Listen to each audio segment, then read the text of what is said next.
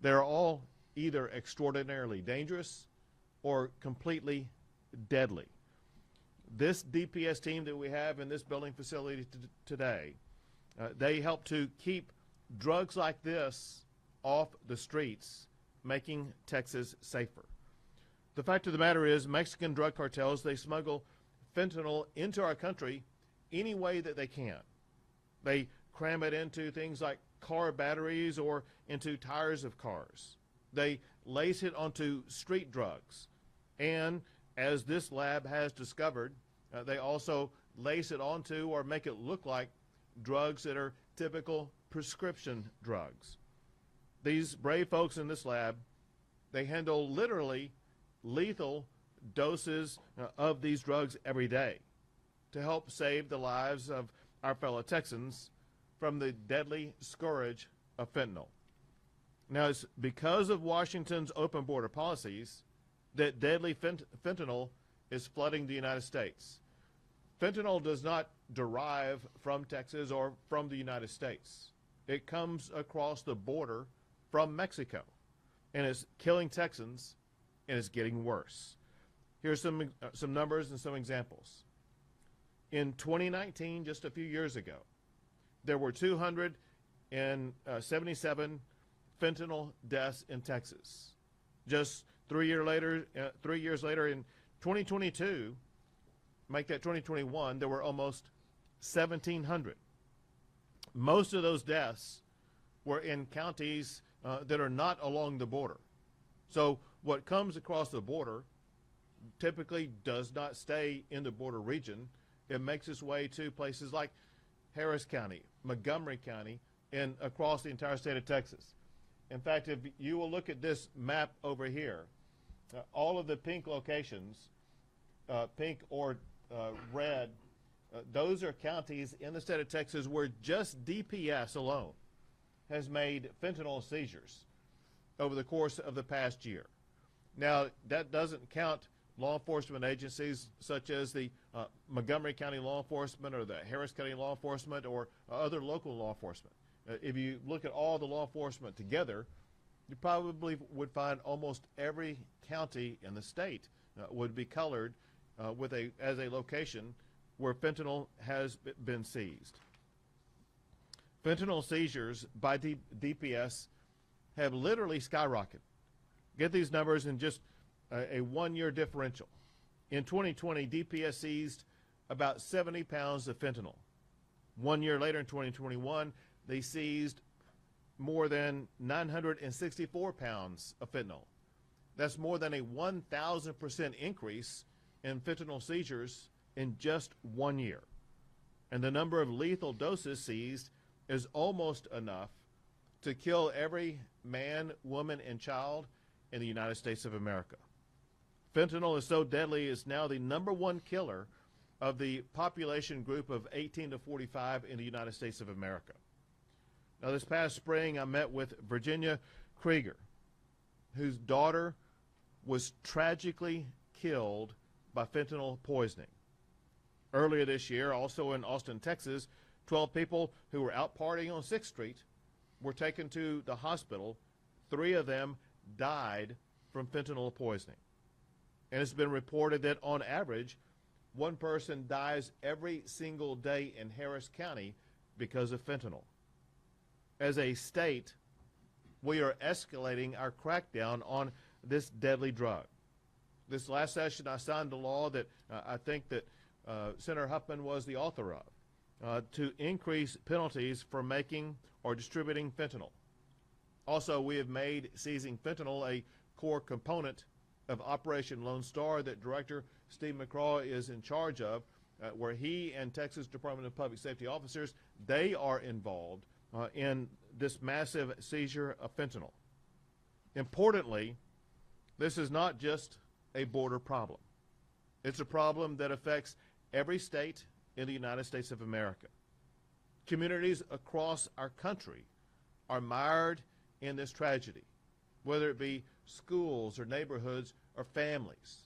They're all touched by the deadliness of fentanyl. As just some recent headlines shows the breadth of this problem. One, and I quote, 15,000 fentanyl pills were seized and 11 suspects arrested in a North Texas drug bust. And one from nearby, Texas teens die from fentanyl overdose weeks before their high school graduation. Fentanyl is deadly. It is spreading, and Texas is fighting back. But a core part of my message today is law enforcement alone is not going to be enough to make sure that we reduce the use and spread of fentanyl. One of the most important tools that we have as a state to help us deal with the spread of fentanyl is parents. I'm urging parents across the state right now to know that your kids are going to parties, and at those parties, pills are being traded and used. And what you don't know and what your child does not know is whether or not a pill that they are given at that party is laced with deadly fentanyl. It's so important that as parents you play a role in making sure that you educate your children about the deadliness of fentanyl and the way that it can be laced on a drug in ways in which they have no possibility of discerning whether or not fentanyl is on that drug. Now, with us here today is a leader who has helped us to address these challenges, and that is Senator Joan Huffman from here in the Houston area. Thank you, Governor, and thank you for being here and leading the fight and the cause against fentanyl and so forth. And I want to thank the media for being here, and it's heartening to see such a large media presence today. Because as Governor Abbott says, we cannot stress enough how important it is for parents, for families, to understand that this could happen to your child. We look at these fentanyl deaths, they have increased. We know in 2021 there were over 480 fentanyl unintentional overdoses right here in Harris County. These deaths cross races, they cross demographics, they cross neighborhoods, suburban, urban, wealthy, lower economic status. Everyone is being affected by this. It could be your child, it could be any child. We have tried, we made some progress last session by increasing the penalties, and I was heartened to hear from some law enforcement and prosecutors that it is being used across the state. But as the numbers have grown, we are seeing it's not enough. So we will be working next session on increasing the penalties even more, looking at really focusing in on those who are distributing and manufacturing these drugs. We know that it's coming across the border. We do know that. We know that a lot of the ingredients that make up these drugs come from China into Mexico, being brought across our Texas border. And it goes throughout the United States. Not all staying in Texas, but we know, we can see from the numbers that it's killing Texans. So we'll be working on enhancing penalties and, importantly, looking at other jurisdictions, other states who are looking at it as a type of poisoning and how we can prosecute those who put this poison into our streets and into our schools and into where our kids are dying from it. So again, thank you for being here. This is a fight that we need to take on together as Texans. Everyone in this room needs to get this message out. We're in this together. We must stop this for the sake, because it just keeps getting worse and worse. We must protect our children from this. Thank you. Thank you. And now the director of the Texas Department of Public Safety, who is leading the statewide law enforcement effort to crack down on fentanyl. Thank you, Governor. It was 6 years ago we started talking about fentanyl. I know you were concerned because for some reason we're seeing nationally this epidemic of overdoses by fentanyl. We saw it in the Great Lakes states, we saw it in the Northeast, we saw it in the Southeast, and we certainly saw it in the Mid-Atlantic region as well. And your concern then, as it was now, is that this is so potent that it can take lives immediately and people not realize the impact that it'll have. And the only thing that's different, at the time, Texas did not, we were a transit state, certainly for the rest of the nation. As fentanyl comes in, as goes Texas, so goes the rest of the nation. Mexican cartels, this is clearly their job. They've been exploiting this particular thing. But one thing has changed in recent years, is that the Mexican cartels have figured another way to distribute fentanyl. It's not just in powder form, and not just in lacing cocaine with methamphetamine. Just, hey, why not counterfeit pills? You know, Why not Xanax? Why not, hydromorphone, Oxycontin? Very simple. And by doing it, and they don't care how many milligrams they put in a dose, as long as they're making money. And by doing it, they're able to make a lot of money. And of course, from a Texas standpoint, now you've got kids, and thank you, Governor, for talking to the kids and the families. And if you're a parent or grandparent, talk to your kids, absolutely, because it's worse than Russian roulette in terms of statistically. They're more likely to die from a counterfeit, pill produced in Mexico than anything else if they take it. And we're concerned about that. I know you're concerned about that. But that's the difference right now. Mexican cartels are doing this. They're putting it on our streets. And unknown kids, unwilling kids, are taking it, and it only takes one to kill. I think DEA came up with one pill kills. I think that's an appropriate, and hopefully the parents and grandparents are picking this up and they're having these conversations with kids. And that's it, Governor. Thank you very much. Thank you. For your leadership.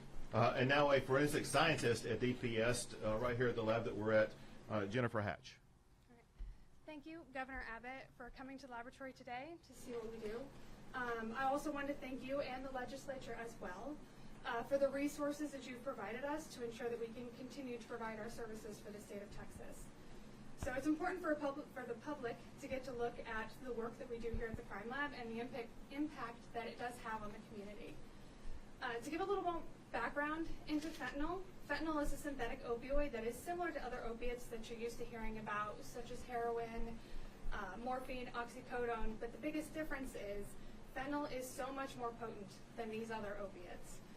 Fentanyl is approximately 30 times more potent than heroin and 60 times more potent than morphine. So that means it doesn't take very much fentanyl for you to feel an effect from it as a user. So only 2 milligrams of fentanyl, which I have in here, could be considered a lethal dose.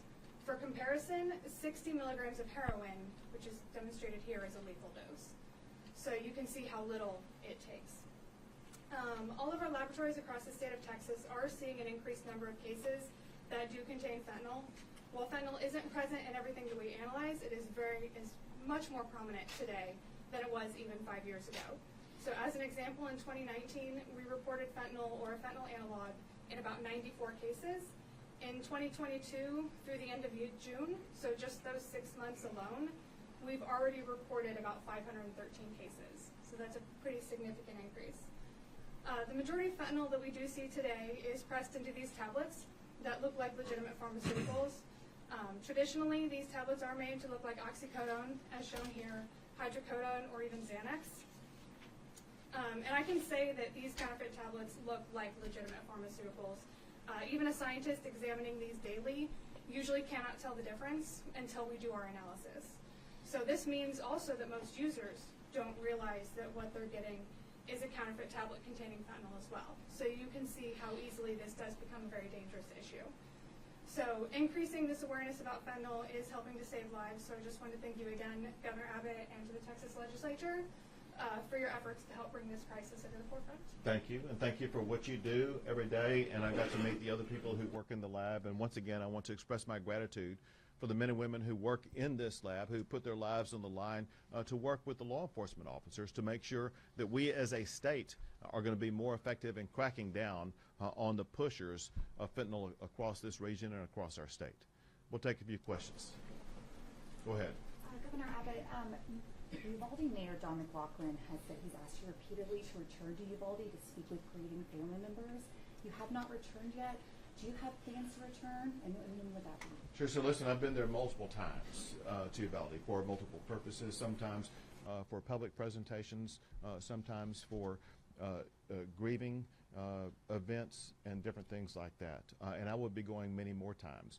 We've been setting up a lot of facilities to make sure that we're providing every possible avenue of caring for the victims, such as a $5 million center to provide mental health care as well as other types of health care. But also importantly, working to make sure that they're going to know all the facts of everything that happened in what led to the loss of their family member. Knowing what happened is the first step toward being able to go through the grieving process, but then having access to the types of resources the state's going to provide, which is going to be an ongoing basis. This is not something where this is going to last a month or two. This is something where we will be involved with the city of Uvalde for years going forward. And I made that clear to them from the very beginning, and we will live up to that. Have you seen the leaked video, and what is your response to it? So obviously it's disgusting to see what happened. And it's been clear from the time of Columbine that whenever there is a shooting, like what was happening in this school, you run toward that danger and encounter that danger, and you have to eliminate the shooter as quickly as possible. From what I have seen from the video, it looks like that policy was not followed. There are ongoing investigations at multiple levels. One is a law enforcement investigation that involves the Texas Rangers as well as the FBI, as well as the United States Department of Justice. We need to see the results of that investigation. There's also an investigation that's being undertaken by the local district attorney. We need to see the results of that investigation. And there are investigations that are being conducted by both the Texas House and Texas Senate. It's my understanding that the investigation by the Texas House will be presented to the families this Sunday. And it's important for the families to learn firsthand what that investigation has turned up so far. But we do know that it will take a while before all of the investigations are concluded. Governor, you said you were livid about the misinformation you received on the 27th. After watching that video, it's completely opposite as to what you were told. How do you feel about that now that you've seen the video? Well, just as angry because it's clear that what was shown on the video was the exact opposite of the information that I was given on the day that I went out and explained what happened during the event. And so the information that was provided to me before telling the public about what happened, none of the information that was in that video was shared with me on that day. And so it was shocking. Many of the families have said that they have lost confidence that they will get the full truth as to what happened when confronted with so much contradictory information from both elected officials and law enforcement.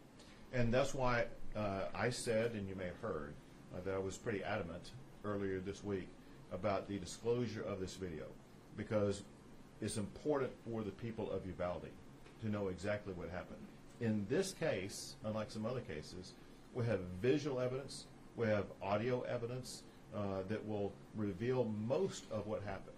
In addition to that, these investigations will turn up different pieces of information, and they're working on a minute-by-minute timeline of exactly what happened. And the families of the victims, they deserve to know exactly what happened, and they will know what happened. When can the families expect to get a full account of how every single officer, officer, trooper, constable's deputy, responded to the school, not just the ones that you've seen on the video? Sure. It'll take a while, and the reason is because it will require a conclusion of the investigation by the Texas Rangers, by the FBI, by the DOJ, by the district attorney, as well as by things that are learned by the Texas House and Texas Senate investigations. And so there are a lot of investigations going on. And then when you compare the notes from all these different investigations, you will see all the facts come together. And the families will continue to learn more about that. But they need to be able to know all of this information. And so I'm glad they're learning about it. The way that the videotape was revealed was inconsistent with what the Texas House had planned. But it is important that they do begin to learn exactly what happened. Governor, Two more questions. Governor, can we get a question on Operation Lone Star? Sure. When it comes to the transportation of migrants back to the border cities, can you elaborate on how this plan is working out, and if in any way this would interfere with the federal agent's job? So I'll answer the question in part for the numbers. I'll have Director McCraw share with you what the numbers are so far. So the way that it works is very simple. We have multiple strategies that we use. One strategy that we use is to turn away migrants before they even make it to the Texas border. The other is to put up barriers so that if they make it past the halfway point, they will not make it onto the Texas land. Others are, if they do make it onto Texas land and they're trespassing, they can be arrested for that. But others, if they're not apprehended by Border Patrol, they're now going to be apprehended by Texas DPS and returned to the border. And that's exactly what Director McCraw and DPS officers have been working on achieving beginning a couple of days ago, and you can give the updated numbers. 903 right now. It's probably higher than that, but at least 903. We moved back to the ports of entry. And this helps us immediately because we're not waiting hours for Border Patrol to come get them at that point in time. So not just in terms of detention and referral, but we're able to move them quickly, and TDCJ using their buses move them to that location at that point in time. We're able to get back on the road. Last Is question. there any chance- Last question. Leaking into the legitimate pharmaceuticals. Is there any chance So our this 13 illicit investigative fentanyl? team worked on a series called 23 Days. It's a number of days it took for the Florida legislature to make changes to gun laws and mental health issues. It's now been 7 weeks since the tragedy at Robb Elementary School. Where do you stand on this now? What do you hope changes? And what do you promise Texans who are suffered by this tragedy that you're going to do? Well, there's two things working in parallel, at least two things working in parallel. One, obviously, is what the United States Congress worked on, achieved, and passed. Second is I requested the Texas House and Senate to begin working on proposed legislation on a multitude of different topics. They've been having hearings, they've been making progress, and I expect that progress to continue. And once they work on those, some of those will lead to very meaningful results. And so we hope to achieve some results. That said, there's some things that must be done before the school year begins. And these are already being implemented subject to my executive orders. And that is, every school in the state of Texas needs to be inspected and evaluated for public safety. Schools need to live up to the public safety standards that we put into law in the aftermath of prior shootings. Many schools, or let's say at least some schools, are not living up to. And so we have teams that are working on inspecting and working with campuses across the state of Texas, because we want to ensure that when students return to school, those schools are going to be safer than they were when they left school at the end of this past year. A second thing that we passed that's proven to be extraordinarily effective, and that is mental health assessment and treatment for students in schools who have exhibited some behavioral problems. The good news is that this program has been implemented in about 300 independent school districts across the state of Texas. It's identified over 1,000 students that had some challenges that could have led to problematic behavior, including one that purportedly could have led to something like a school shooting. A problem is that had not reached far enough to communities like Uvalde. We're working on trying to expedite that so that it can reach more schools before the school year begins. And briefly, I know you spoke about these committee hearings. I know similar committee hearings were had after Santa Fe. So what's different now? And can you promise people that there's going to be real change in the state of Texas? Sure. So first, the hearings that are taking place now are different than what happened after Santa Fe. What happened after Santa Fe is that I was the one as governor conducting the hearings. And then I prepared a booklet of my findings that I then gave to the legislature. And I thought about doing that again, but candidly, that just slows down the process. The people who have to reach agreement in shaping the laws are the legislators. And that's why I decided to ask them to go ahead and begin the process of evaluating what happens. Can I tell you that something will get passed that will improve school safety? The answer is 100% yes. And we'll just need to wait and see how quickly agreement can be reached on those programs and exactly what those programs are. However, the status quo is unacceptable and will not be allowed. Great, thank you guys so much.